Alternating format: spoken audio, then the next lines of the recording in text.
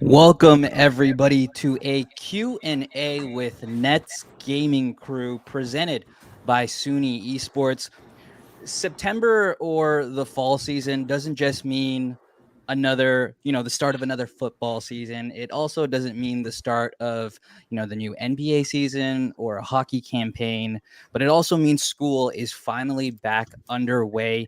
And in the times that we live in now, that also means the start of another esports season. For our friends over at SUNY, which stands for State University of New York, the most talented gamers in the city and the state are ready to duke it out once again for top bragging rights. 52 participating schools in the SUNY system will be playing in all your favorite games, the popular titles like Smash, Valorant, Rocket League, and Warzone, just to name a few.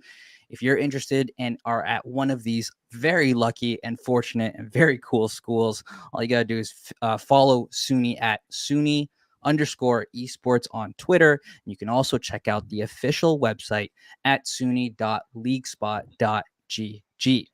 Now, for this panel, we're very fortunate that these two gentlemen with me in stream took time out of their very busy days and very busy schedules to talk about the esports industry. And so we know, again, in the year 2022, that the thought of working in esports, whether you are a gamer or you're working on the business side of things or maybe the managerial side of things, it's a goal that take some hard work to achieve and reach, but is within arm's distance or is within arm's reach. And so these two gentlemen, OG King Curt, the NetsGC general manager and head coach of Nets Gaming Crew, the Brooklyn Nets affiliate of the NBA 2K League, knows a thing or two about it. And then you have Steez, the 5-year, we'll say veteran Steez, of the league. He's been a pro gamer for the NBA 2K League since in its inception.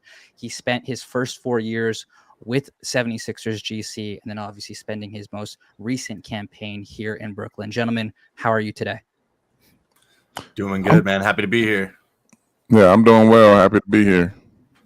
Yeah, and again, really, I guess really where we can start off with, and a quick reminder to those who are in the chat, thank you for stopping by the stream. We're going to spend maybe the next 45 minutes or so taking questions in the chat. Again, for students, anyone interested in working in the space, now is really the time to kind of pick the brains of these two gentlemen and just kind of soak in whatever advice they may have, because I remember growing up and thinking, man, I'd love to kind of work in esports, but where do I begin?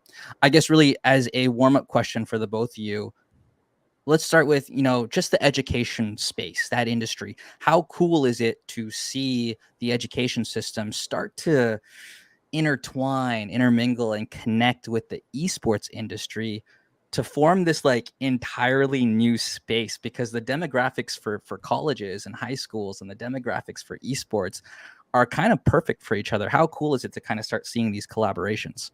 Yeah. I think for myself, coming from the amateur ranks and then now being a part of the professional league, you definitely want to see kind of, we're involved in the esports that's actually a pro sport. So if you add the college aspect of it and being able to transfer, players into the pros and different things like that. So when I see, universities having pro teams and things of that nature, having college teams and then having a chance to interact with that and look at it from a pro standpoint, I think it's perfect. Yeah, I think for me, not having these resources back then and having them now is something that's really awesome to see. I know my previous high school and my previous junior college are starting to develop these esport classes, and I think one thing that could lead into is a good funnel system for professional leagues. So, for instance, the NBA 2K League, we don't really have the set in stone concrete blueprint on a funneling system or people to look at. All we can kind of do is go off of the eye test and kind of network as best as you can. You kind of just take a chance when it comes to draft day.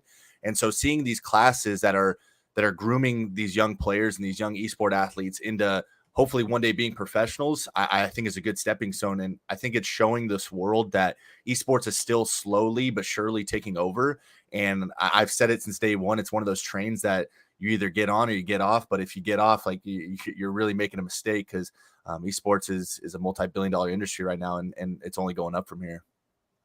Yeah, I love that you brought up where we are in its lifespan, because really, there are obviously sectors of esports that have been doing this for quite some time. Off the top of your head, you think of what the Call of Duty League has been doing, League of Legends, Counter-Strike has been there from day one. And even then you look at it and they've really haven't hit their peak popularity. But when it comes from an educational standpoint, and you start to see these classes pop up in local high schools and local colleges, I want to kind of speak on the perspective of parents, right? And, Steez, growing up, before you hit the 2K League, what was that conversation was like with parents? And then Curt, afterwards for you, that same question, but then you're also kind of able to give us that perspective as a parent. So what are the challenges, and how do you suggest parents navigate through this very, very young space, at least in North America? Yeah. So I'll go off of personal experience. I'm very blessed to have my family and friends who are a huge support system for me. I think that's one of the big keys to being in esports. I always tell people, they say like, what do you need to get your foot in the door, whatever it might be. I'm like, the first thing you need is a support system, because there's going to be times where you really feel alone. And if you don't have those people that are going to keep pushing you to keep moving and keep grinding and keep going towards your goal, it's going to be very tough. And so I remember at the time, and I know you said you kind of want to talk about it later, but I was a financial advisor. And once the 2K League got announced, at the time, 2K was just a hobby for me. I'd get off work and I played, and it was fun. But once the 2K League got announced and they said there's going to be an open tryout combine, and I kind of told my mom, I said, listen, I think I'm going to go for this because I feel like I'm pretty good at this game. Obviously, we'll see once I get into the combine and put my skills to the test. But she was kind of like, hey, you work for a Fortune 500 company right now. Like, this is kind of crazy, but I'm going to support you. And that's why I say I'm blessed, because not every family and not every friend's going to be able to do that for you.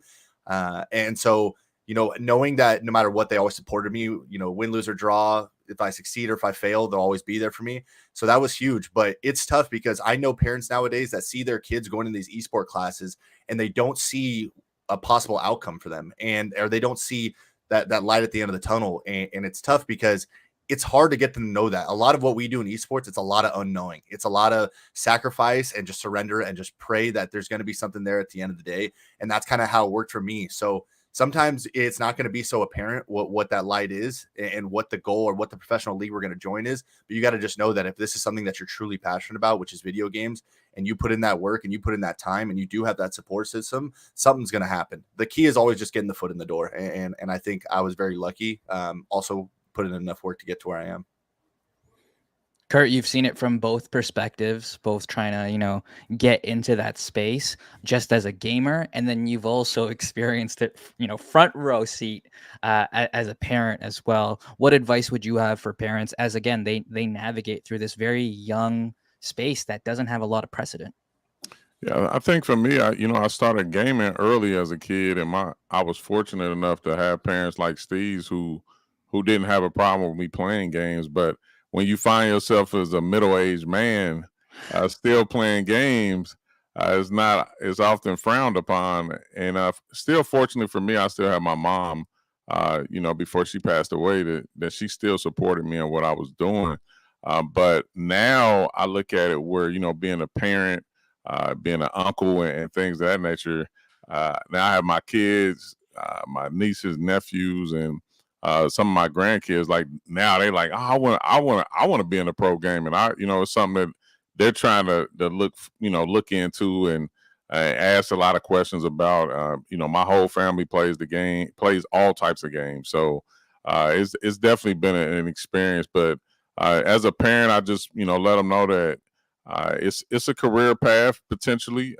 Still hit your books and get your education, but it's a lot of roles that can be fulfilled within esports, whether if you're not a gamer. So that's how I keep the interest of a lot of my kids and my grandkids and nieces and nephews. I want to we'll we'll kind of table that last thought that you kind of mentioned in terms of the variety of different skills you can pick up studying esports. But first, I do want to get to at least the first question in the chat by Magic Gaming. He asks, what's the youngest you can sign a person up for an esports school? And I guess that would really kind of depend on what the local institution in your area is. So I know from my experience, at least, here in Toronto, Canada, there are very, very few, mind you, but there are some high schools that will, have like an esports space. So, I mean, obviously being of age in a high school, that would kind of change the answer to that question. But I do know a lot of universities are starting to spend quite a bit. You bring in sponsors at that point in terms of that scale. So once you get to that age where you're attending college, where you're attending university, that kind of changes the answer, at least in my opinion. I don't know if you guys had any varying answers, but I really do think it depends on the institution. Yeah, I think, Kristian, Right. we've worked with numerous groups that start anywhere from elementary all the way up until high school. I think in New York, esports is budding, and all across every borough. And I think it's just a matter of just the interest. Like I said, we've worked with kids anywhere from elementary all the way to high school. So it's just a matter of the program. Yeah, exactly. And I think it's because it's such a wide net and that it's very inclusive regardless of the age. Really, if you want to get for parents, if you want to get your kids started young, it's possible. If you want them to, wait until they get a little bit older, get a little bit more mature, that's also possible. So there's a lot of different avenues and different options, and you want to have, more options, right? But getting back to that last point, Curt, you talked about all the different skills that you can pick up pursuing a career path in esports. And so for me, I compare it to journalism. If you go to school and you study journalism, at the end of the road, you don't necessarily become a writer, right? You can, if that's what you're interested in and you're lucky enough to kind of land a position in writing, you can do that. But the skills you pick up in a journalism program can lead you to become a marketer. It can lead you to become a broadcaster, an editor, a graphic designer. Basically, the passion for telling stories in journalism leads to different avenues, different options. For esports, for me, it's being able to not necessarily just say, hey, I studied esports, I'm going to be a pro gamer, I'm going to play games and make a living off of it. It can mean, again, that broadcast work, that marketing aspect of the job, helping with campaigns, writing, copy editing. There's so many different things you can do. And I remember I don't know if you guys saw it, there was that one meme about how you see all you see is the pro gamer on stream, but you don't see all the different titles and all the different roles that go into it. How for you, Curt, as being the manager of an NBA 2K League affiliate and to rep, the Brooklyn Nets affiliate of the NBA 2K League, there's been a lot of people that have come and gone through those NetsGC doors. For you, how valuable is it to bring someone on the team that can do a little bit more than one thing and isn't shoehorned and just doesn't want to do that one aspect of the job? No, it's very important. I think, outside the gamer aspect of it, content creation is huge in esports, and having, personalities that don't mind getting in front of the camera or sometimes behind the camera to make a lot of things come to life. Ultimately for us, that leads to putting more eyeballs on Nets Gaming Crew and attracting, sponsors and fans and giving us great opportunities to work with a lot of different people. So it's very important. I think you mentioned that the editors and the videographers and everybody's important in making esports go. Journalism has been great. I mean, and the whole networking aspect of it for me, because that's what ultimately led me and you to meeting and you Right. coming on board to be that Swiss Army knife that we needed at Nets Gaming Crew. So it's just so many different avenues that you can go down to contribute to any esports organization, and it's no different here at Nets Gaming Crew. Steez, you not to gas you up here, but Gas me up. one of the best qualities about for those in the chat, you guys know if you're very familiar with the comp scene, but if you aren't familiar with the comp scene, one of the best things about Steez as a player is obviously he's great at the game. He plays the game a lot. He knows the ins and outs, but he also has a very good understanding of what is required to be successful in this space, in this industry outside of the gaming aspect. And it's very similar to what you might expect out of your favorite athletes in the NBA, NFL, NHL. Some of the athletes that have the longest longevity in their industry, they have that brand to them, and it's not just because they're great at their respective sport, but they understand the nuances that have to occur outside of that. And so with Steez and with no cap with the crew, for example, and the off-season streams he's doing on NetsGC, I feel like Steez has a big a good grasp of that. For you, was that like at what point in your gaming career, it's been 5 years now, at what point did you start to be like, okay, I'm actively thinking about blending these two as much as possible and giving them both the same or as same as possible amount of attention? Because I'm sure, am I wrong to assume in the beginning it was just, okay, I got to lock in on this game, I'm trying out, I want to make the league, I want to make a big impression? At what point did that start to shift for you? So yeah, when you join the NBA 2K League, it's an amazing feeling. You get drafted and you're all giddy because you're like, wow, I got to go play professionally. But there's, like you said, there's a whole other side of the spectrum to not only the 2K League but esports. And one of the things that I learned early on, way before the NBA 2K League, I started following a lot of gaming organizations like Optic, FaZe. And one thing that Optic, I'm a big Optic fan, what they did very well was they produce content. That's what their general manager preached to them. And it kind of shows because now Optic, and not only Optic, but the Call of Duty League is such a huge phenomenon around the whole world.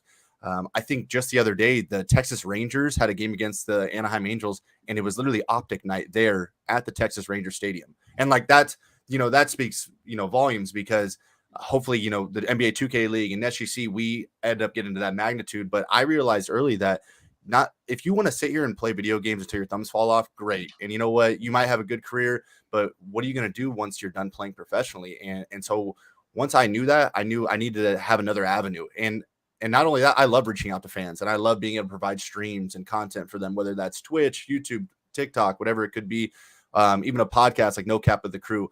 But you gotta love both sides of it. It's a love-hate thing. Of course, there's sometimes where you wake up and you don't want to do content, or you wake up and you don't want to do this interview or whatever it might be, but you have to, because at the end of the day, it's fun being a part of something that's bigger than you. Like I said, I could wake up every day and play 2K for the rest of my life, and I'll be fine. But being a part of NetsGC, a part of a Brooklyn Nets affiliate, and being a part of the NBA and the NBA 2K League, and helping this thing grow, because not one of us, not one Bear the Beast, not one Steez, not one Dave Fry, like we're not going to be able to do this like by ourselves, no matter how big our following, our brand is. So you really need to buy in, not only to your own team, but like I said, also the NBA 2K League and also the NBA. And that's tough for some kids and some people in this league, because all they think about when they do get drafted by a team, or do get traded to a new team, is, oh, I just got to play well. And of course, that's a huge part of it. We do. I really, you guys know me. You guys have known me for about a year now. Curt, you know me a little bit longer, but I take a lot of pride in how I play. I bring it every single time I step out on that virtual court. But I also, I try to bring it every single time I produce some content. And you got to know going into that if we want to make this thing work, you're going to have to step up to the plate when content comes around and playing on court. Because me personally, I feel like we have the opportunity to eventually become as big as something like the CDL, or something as big as League of Legends or Counter-Strike, but you also have to have the right people and the right pieces. And then you got to put that puzzle together.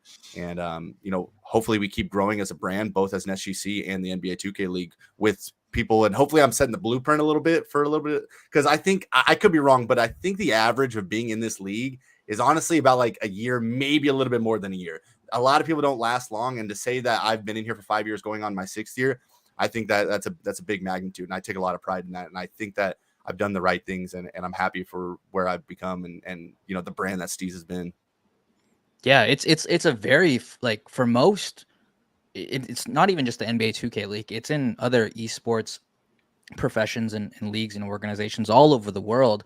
But just kind of speaking it from our experience in NBA 2K League, it can be a very fleeting moment. It can be an intense spark, and then the light is out before you know it. Curt, you've seen this league grow from day one. Like, what's the biggest mistake somebody can kind of do, and what advice do you have for maybe some of the rookies that come into the league? And then also, since we're speaking to a wider audience, what's some advice you have for people who are about to dip their toes into that esports space? How can they make an impression? And more importantly, how can they have that longevity that Steez might have? Yeah, I think it all starts with, of course, you want to put emphasis on being good at the game, or whatever your respective game title is. But ultimately, you have to build a brand and be able to create content behind it. I mean, you want to build that following.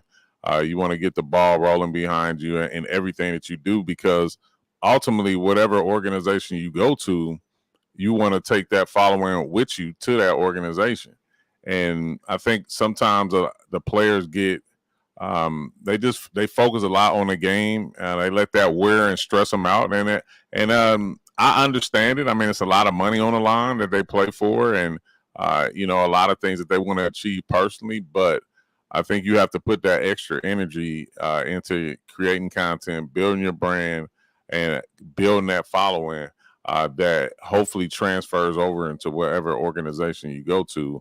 And that gives you something to stand on. Because I always tell players, what happens when you don't have a good season? What happens when you're not playing well? You want to be able to know that, you still have great content to stand on. You still have a good following. You still have people putting their eyes on you that's ultimately putting eyes on that organization. So don't just focus so much on the game all the time. And for those who are getting, their toes, wet and want to get into the industry, you definitely, research whatever respective space it is. Reach out to people, ask questions. I think esports is pretty wide open. I don't think it's too much. I would like to say it's not a lot of gatekeeping. I think a lot of people are willing to share knowledge about what's going on in their esports to allow them to give room for opportunities, because at the end of the day, no one person can do it all by themselves.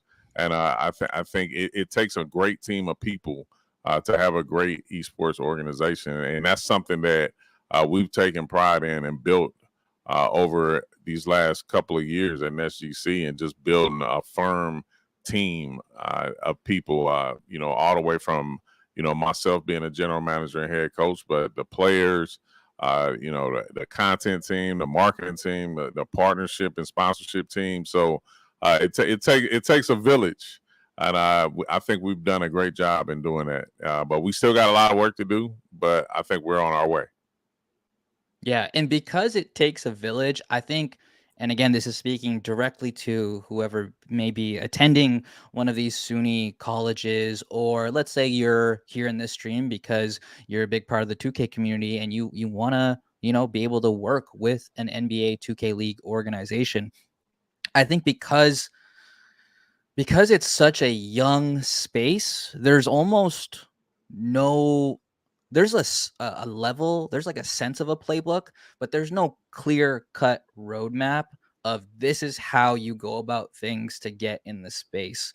And so I think, at least for me, it's again just kind of choosing to immerse yourself in that space. So if you're very passionate about it, it should be easy for you. If you love NBA 2K, you're gonna involve yourself within the community, but also don't get too locked in on just one thing. I think there's a lot of cross gaming opportunities. So for example, there's people that have been involved, Curt, with the NBA 2K League that have moved on to the Call of Duty League. There's been people who have been with the NBA 2K League that have moved on to Overwatch. And just like, how important is it to be able to be open to not just doing different roles, but also being in spaces that weren't necessarily your first choice, because experience is experience, right?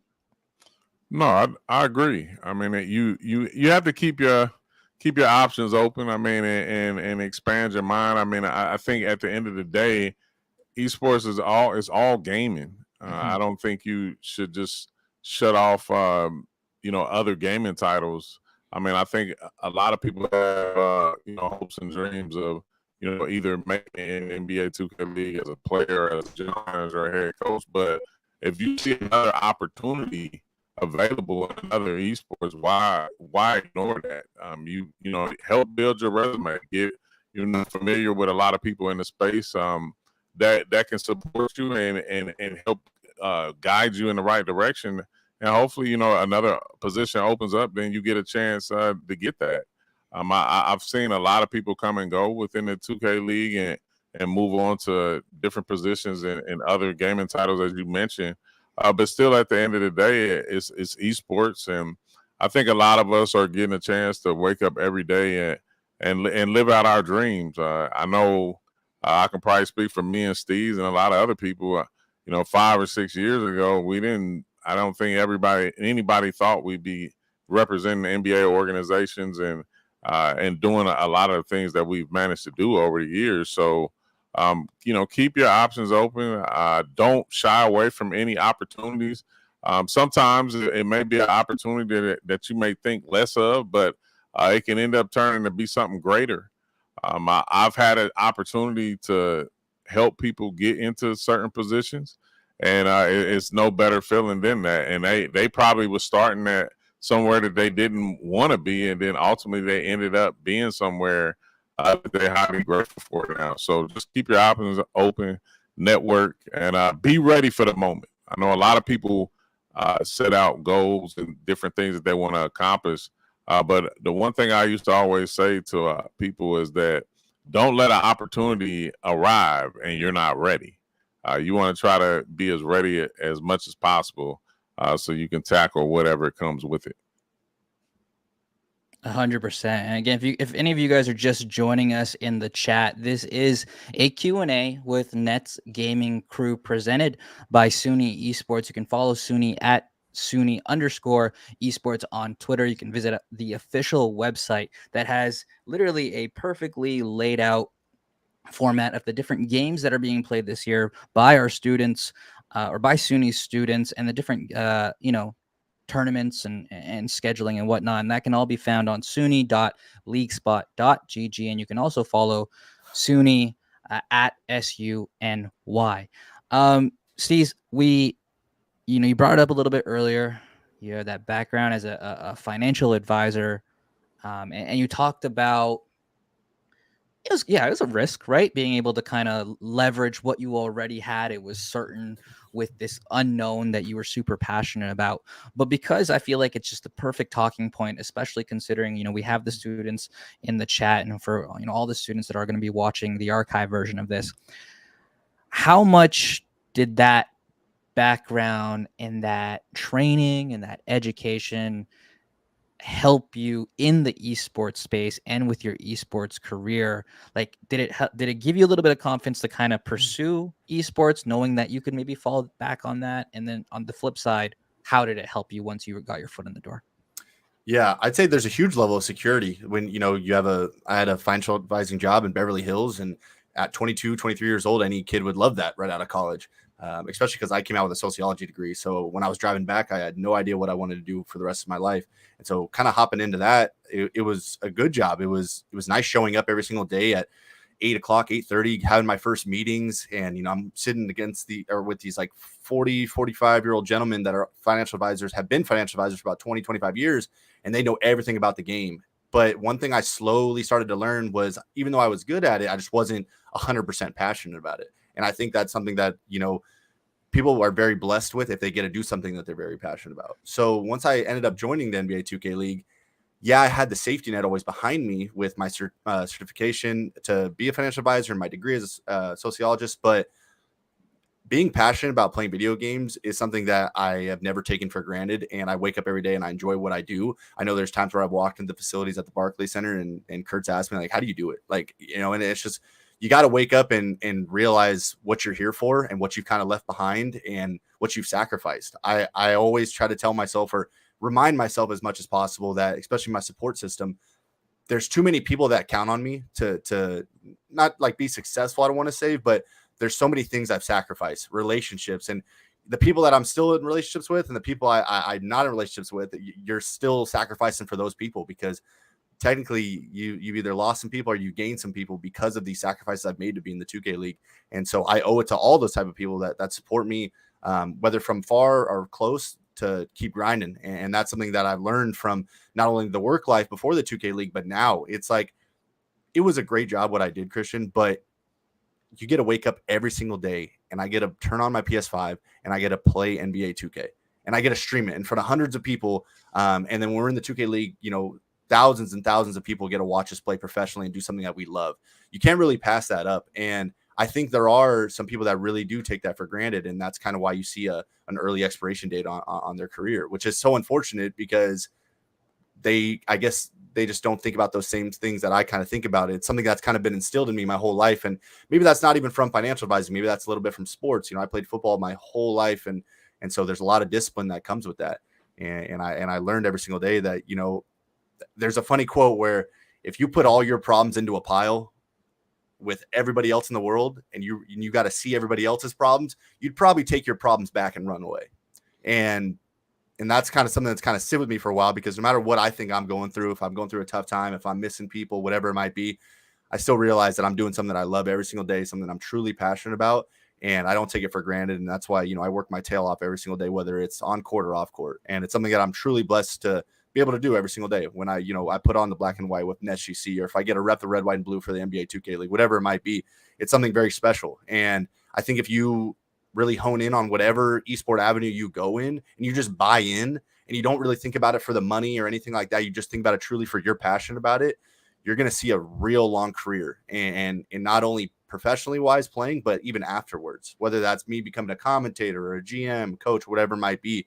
And like I said, it's a sacrifice and surrender. You just got to hope that something's going to be there at the end. And so far, it's treated me very well. I love it. And I think Curt, he just dropped like an OG 2 cents worthy kind of a line and quote on you there. So within it's on brand for sure. We got another question in the chat. I love it. Again, everyone who is watching, we still have about I'd say about 12-15 minutes or so, depending on the activity here in the chat, for you guys to leave your questions for both either Curt or Steez as we talk about the esports industry and space and how you can get involved both now and in the very exciting future that this industry has to offer. So Dedener, I'm sorry if I butchered that name, but for prospective esports players, this user asks, what type of balance between the game and content is needed?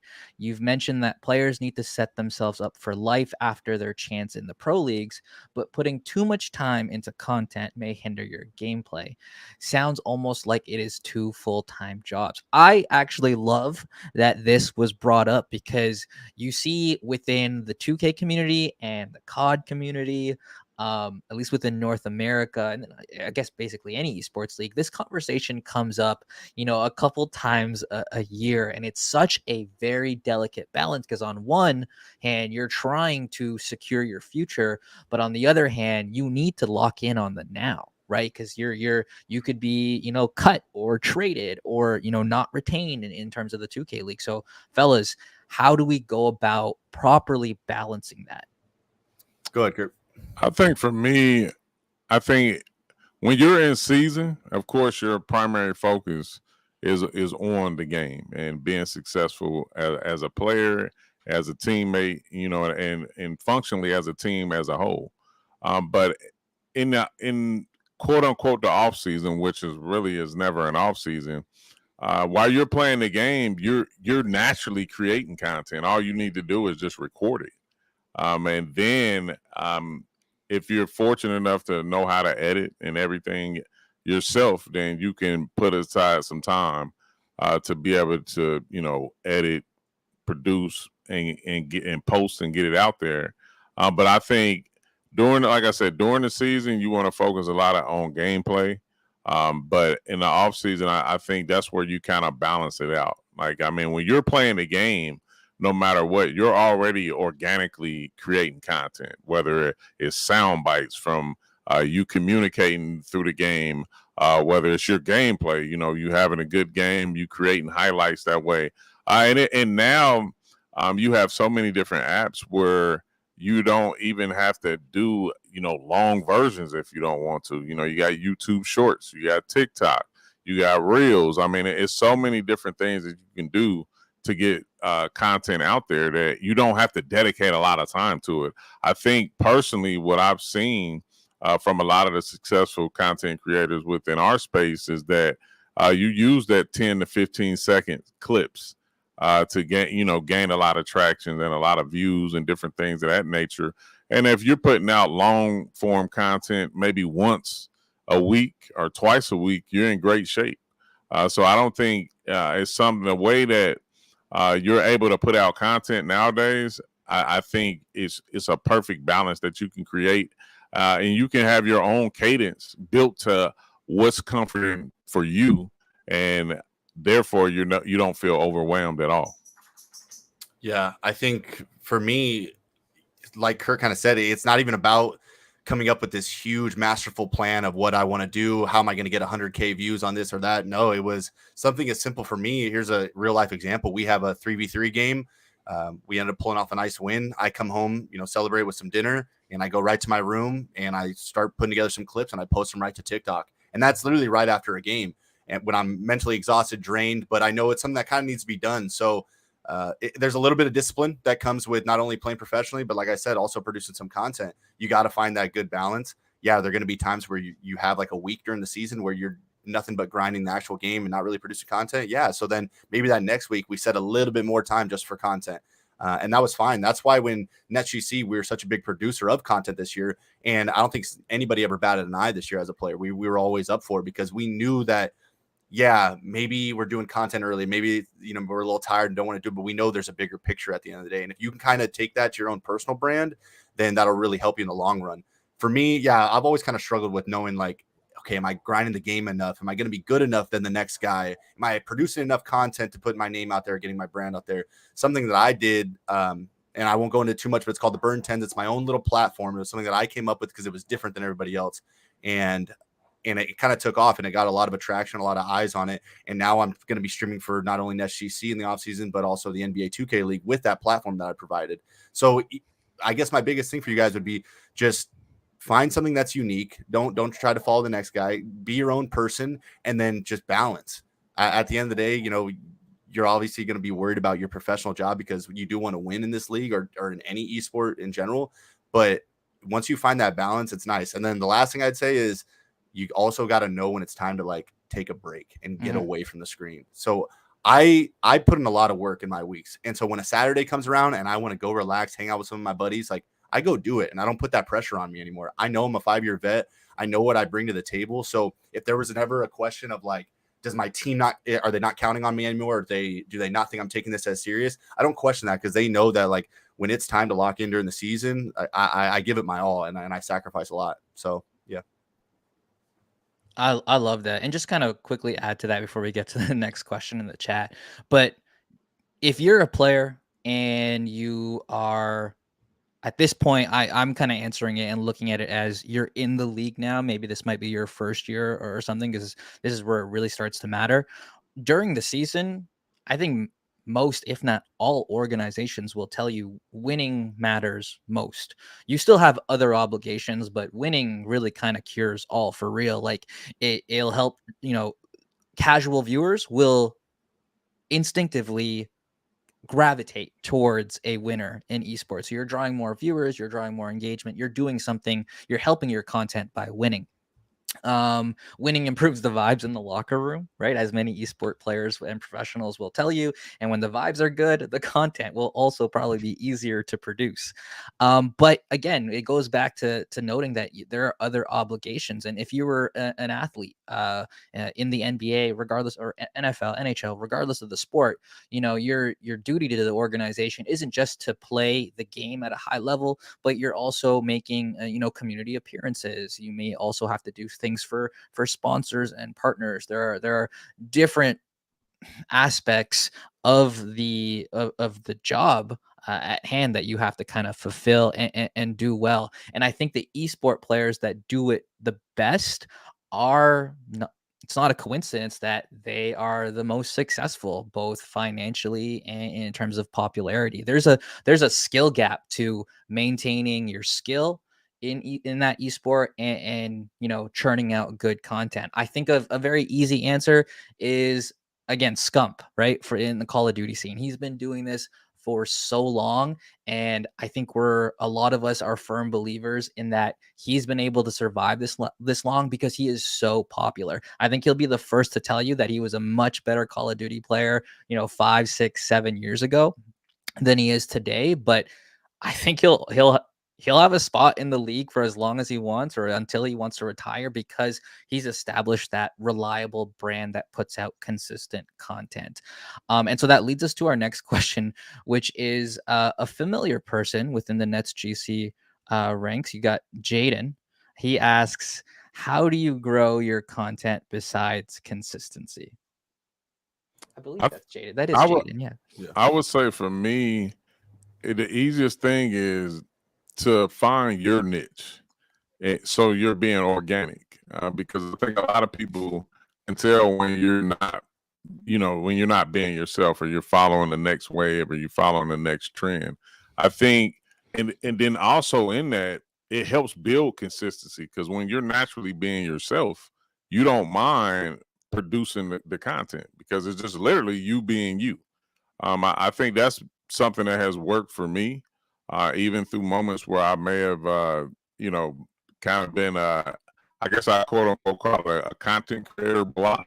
But just when you're naturally being yourself and looking at and witnessing things around you, it kind of sparks some ideas to you that allows you to be able to keep creating the content.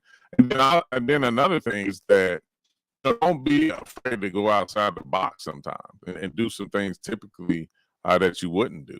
I think you have to keep your options open, because you want to be able to not only you want to entertain your audience naturally, but you want to also be able to jump into other avenues that will attract different viewers that you typically wouldn't get. And I think the first thing that comes to mind for me is a lot of people don't, they use TikTok in a lot of different formats. Some people dance, some people sing, so a lot of motivational speaking and different things like that. But just sometimes just go outside the box and do something typically that you wouldn't do to go along with your brand, and just I think it'll allow you to expand your audience and get more eyes on you, and allow you to grow. And of course, once that ball gets to rolling, where you're gaining traction and different things of that nature, sometimes it becomes a lot easier. I'm sure it adds a lot of pressure as well, but like I said, it'll all lead back to you being organic and being true to yourself. And I think that'll make it easier for you to create your content and be consistent all at the same time. Yeah, I mean, I think Curt hit it on the head. He pretty much answered everything. The only thing I'd add to it at the end is make it personal. Like when you're streaming or you're providing content, nothing is worse, and we see it the most in the 2K community, and I can't stand it. And I'm a huge advocate for having your face cam on, but please have your face cam on. Please talk to the chat, or even if it's a video you make or a TikTok you make, try to relate to people that are watching your content. And I think that's something that Curt's thrived so well in, and something that I think I've thrived pretty well in, is being able to relate to the people that are watching and my fan base or my brand just on a personal level. Because people can be like, you know what? I know what Steez is going through, or I know when he says this, like I've been through this kind of moment.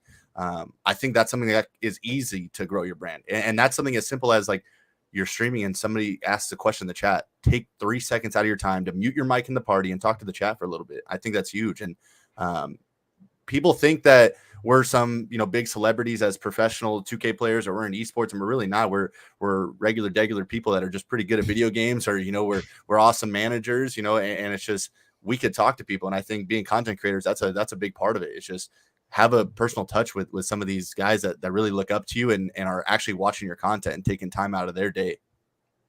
Yeah. And again, both Curt and Steez talked about, with the apps and the technology that we have right now, being as efficient as possible will help you balance both content and being good at the game. And again, the one thing that absolutely needs to happen as often as possible is content should be as fun as possible. It'll feel like work at times. It just will ultimately have to. It's unavoidable. But like I'll text Steez sometimes as we're kind of trying to plan out the week, and I try to tell Steez like I need it to be as fun and as convenient for your schedule as possible. And I think one, that'll make the content better, but two, it just kind of helps Steez kind of build that cadence and rhythm of putting out content, right? You always want to try and enjoy what you do as much as possible.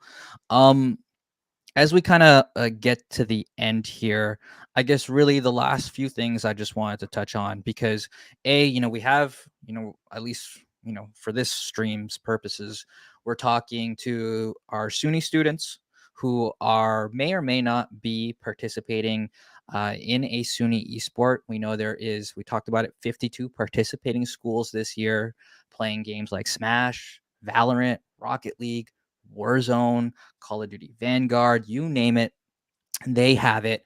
So we're talking to those students, and we're also talking to those who are a little bit more familiar with us in the 2K scene. Where do they begin? We've kind of gone around, in different circles and have explored different topics, but to kind of close out this stream, where would you start in terms of trying to get your foot in the door? As a student, what should they be focusing on if they're in the 2K community, trying to make themselves known, because it's so convoluted, right? There's so many people that want to pursue this but just don't know where to begin. Where do you start?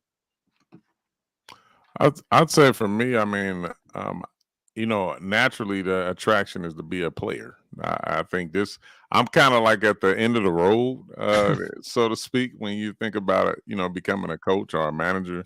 But I think for me, it's all about kind of knowing what avenue you want to take. If you want to be a player, then of course you got to be talented at the game, but you want to make sure you're playing it with in the right leagues and the right tournaments and getting the exposure along with you want to have a brand that's attractive as well. I mean, you don't want to just be known as just being a player when you're talking about trying to get to the pro ranks, but make sure you're playing in the right leagues, the right tournaments. You want to stream because typically that's the only way that we can put eyeballs on you to see what you're doing. Stream, create content that'll allow you to gain more exposure. And ultimately, you want to follow the 2K League. You want to follow the 2K League franchises. You want to follow the coaches, the GMs, the players, especially those players who are creating content. And whether it's league related or not, they're going to give you a lot of good intel on things that can help you better yourself as a player and a content creator. For a general manager or a head coach, I think our league is still young, but I want to think that down the road, a lot of GMs and head coaching roles are going to be former players that played the game and had a lengthy career and actually know what they're doing when it comes to the game. But as far as guidance for that, get familiar with the game, get familiar with the nuances of the game, learn the players, learn the league and how it's structured and how it operates. Look at different franchises and models and see how they channel and build their levels of success. Reach out to general managers and head coaches and learn what it's like from a day-to-day basis whether it's on a basketball operation side or whether it's on the business side of it. Just get an idea of what we do on a daily basis. And I think that'll give you a good idea of whether or not, you want to attack it as a gamer or you want to attack it more on the managerial side. Yeah, I think for a player, it's I don't want to say it's simple, but it's kind of simple in the sense of my biggest thing that I've always preached to people is network. You got to be able to network. If you feel like you're going to be in your little crab shell and you're just going to make it to an esports league professionally, it's just not going to happen. You're going to have to branch out. You're going to have to find people to play with. And sometimes you're going to find a team that either works with you and it doesn't. If it works, great, keep playing with them. But if if you got to move on and work with other people, then keep moving forward, because there's going to be people that aren't either on your level or aren't trying to put in that same work that you're trying to put in. And then the other thing I'd say is don't cheat yourself. For us in the 2K League, to sum it up as an example, we have our off-season tournaments, which are MPBA, WR, big tournaments that really get your name out there and gets the exposure that you need. And if you're playing in those, that's you competing against some professionals, some semi-professionals, and that's you really showing your craft against really elite players. Don't be playing in like park mode, which is more of a casual mode, and then saying you're working your ass off, because if you're doing that, you're just cheating yourself at the end of the day. And so once draft time comes around to actually make this league and get your foot in the door, you didn't necessarily take the right steps. And I see that all the time, every year before every season of the 2K League. These people try to kind of fake that they're actually putting in the work. And I'm not saying that they're not turning on their PlayStation and actually playing. Like, I know they're playing, but they're not playing. You got to find the right modes to play, and you got to find the right people and the right environment to play around. Iron sharpens iron. And it's like, if you're not trying to access those type of games and tournaments to make yourself better, then you're kind of cheating yourself, in the sense of you're not actually making yourself skilled enough to be in these professional leagues. So play in those really tough tournaments. You're going to lose. Like, it's going to happen. You're not going to win every single tournament, especially if you're a new player, a new team, and that's okay. Get your ass kicked a little bit, lose, keep losing, and then eventually get better. And I think that, eventually if you can make some waves in those tournaments, whether it's in Call of Duty, NBA 2K, League of Legends, Counter-Strike, but the more you keep coming back with some resilience and keep fighting, your name's going to make a splash, and the brand's going to build a little bit more and more and more. And you might not make it on your first go into a professional league, but maybe that second year comes around and maybe your name's right there on the board getting ready to get called. And I think that's kind of what's going to separate, the winners from the losers at the end of the day. Yeah, all very well said from a player perspective. And then lastly, for those who maybe don't want to be in esports as a player, or like myself, just not good enough to be a player in a professional esports leagues, again, so many different avenues. If you're in school right now, always remember that, like, for example, on the broadcasting side of things, if you want to get into traditional sports as a broadcaster, there are so many similarities between putting together a 2K League broadcast and doing something for, more traditional basketball. If you're in another esports league, if you can put together a good production that can properly convey all the little nuances and details and fast-paced action of any esport, then you can put together a production for something else in a different genre. If you're a writer or a marketer, there's so many different stories that players in these leagues want to tell. If you want to be on the business side of things, man, for you to be one of the first people to crack the code of being able to effectively and efficiently monetize content on a consistent basis, you will be the most valuable person in North American esports. And then lastly, like Curt, if you want to be in basketball operations, I know you guys see it on the Twitter feed all the time. There are so many people that want to get into scouting. There are so many people that want to get into coaching, but there are only so many vacancies every year. There are only so many spots every year. I think my advice, and I think you guys can kind of attest to this, is take on projects and be okay with helping with something you originally didn't want to help with. Because once you're able to kind of show that value, somewhere along the way, I promise you, because you're such a valued member of that team, you're going to be able to do other things that you originally wanted to do, like scout, like coach, like help in with more of the basketball operation side of things. So just be open, get your degree, finish schooling, network as much as possible. Even if you don't know something, pretend like you do, and then figure it out. Because once you get that foot in the door, man, like, it's a dream. Like, esports as a career industry, regardless of how long you stay in it or not, absolute perfection. I think that might do it here for us. I'm not entirely sure, unless Curt or Steez, you had any final thoughts, because we have been here for an hour and our viewers have been. Thank you again for everyone who's been in the chat, so actively engaged. Any final thoughts from either Steez or Curt?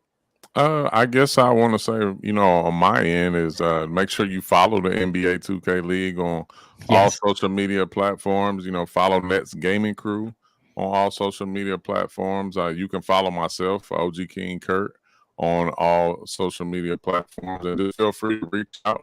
If you have any questions, a lot of my content is positive and geared towards helping and guiding a lot of people who want to get into our respective esport. But just feel free to reach out, and when I get a chance, I'll definitely respond as quick as I can. Yeah, and the last thing I'll say, follow NetsGC on all of our socials, and you guys can follow me, Twitter, Steez_2K, Instagram's Steez. But to add just to what Kristian said at the end, he's somebody that really helps us out with everything that we need. I don't think he's ever hesitated when I've asked him for any sort of help, whether it's content or film-wise, whatever it might be. And I guess one of the things that you can kind of say is like a motto for that, Kristian, is like, get comfortable with being uncomfortable. Like that's one of the biggest things in esports. You're going to do things, I'm a West Coast kid and I have to travel to the East Coast all the time. And it's not something that I fully absolutely love doing, but it's something that like I'm going to do for my organization and the people that support me and the people that I want to support. And so, you're going to go through some things in life, whether it's esports or even another career path, where you're going to have to be really comfortable with being uncomfortable. And the most successful people are going to be okay with that. Love it. I appreciate Queen, all the Twitter handles that you're putting in there, MPBA, all our personal accounts. Again, follow NetsGC as Steez had mentioned. And then, of course, follow SUNY Esports. You can find them on Twitter at SUNY_esports, and SUNY spelled with SUNY for those who aren't familiar or are outside of New York. Again, the esports season is well underway. And again, can't get over the fact that these days it is perfectly normal to be able to go to school and play esports in your school setting or for your school. Unreal. But sign up for one of those leagues if you are at one of those participating schools. This was a blast. Again, a Q&A with Nets Gaming Crew. We had OG King Curt, Nets Gaming Crew's general manager and head coach. And then, of course, our power forward, 5-year vet of the NBA 2K League, Steez. My name is Kristian Cuaresma. Thank you so much for joining us. We can't wait to chat with you guys again next time.